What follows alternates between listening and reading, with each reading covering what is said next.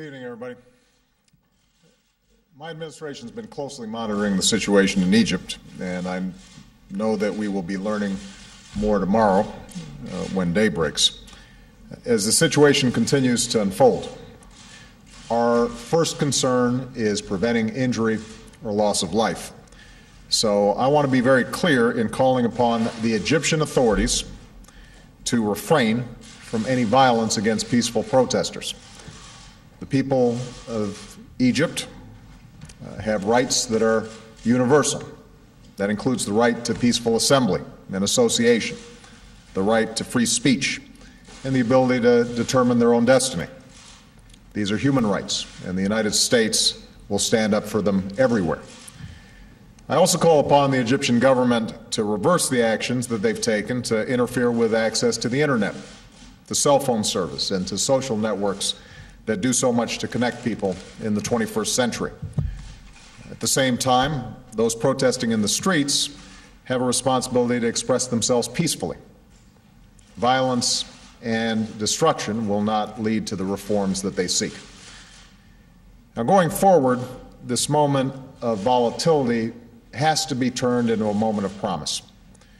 The United States has a close partnership with Egypt, and we've cooperated on many issues, including working together to advance a more peaceful region.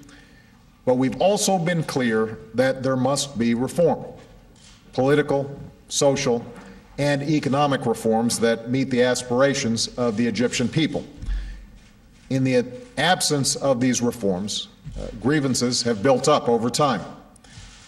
When President Mubarak addressed the Egyptian people tonight, he pledged a better democracy and greater economic opportunity.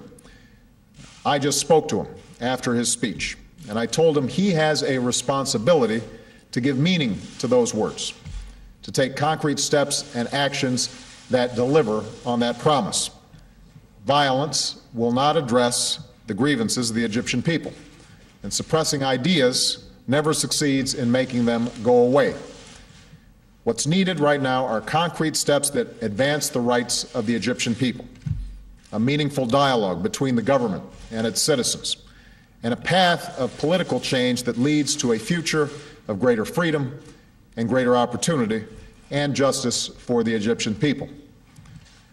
Now, ultimately, the future of Egypt will be determined by the Egyptian people.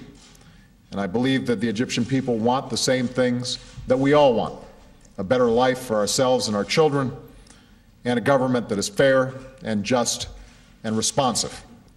And put simply, the Egyptian people want a future that befits the heirs to a great and ancient civilization. The United States always will be a partner in pursuit of that future, and we are committed to working with the Egyptian government and the Egyptian people, all quarters, to achieve it.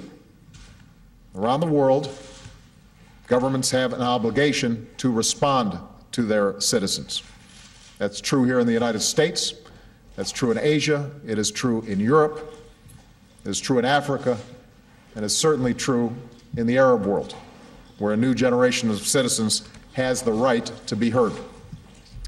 When I was in Cairo, shortly after I was elected president, I said that all governments must maintain power through consent, not coercion. That is the single standard by which the people of Egypt will achieve the future they deserve. Surely there will be difficult days to come, but the United States will continue to stand up for the rights of the Egyptian people and work with their government in pursuit of a future that is more just, more free, and more hopeful. Thank you very much.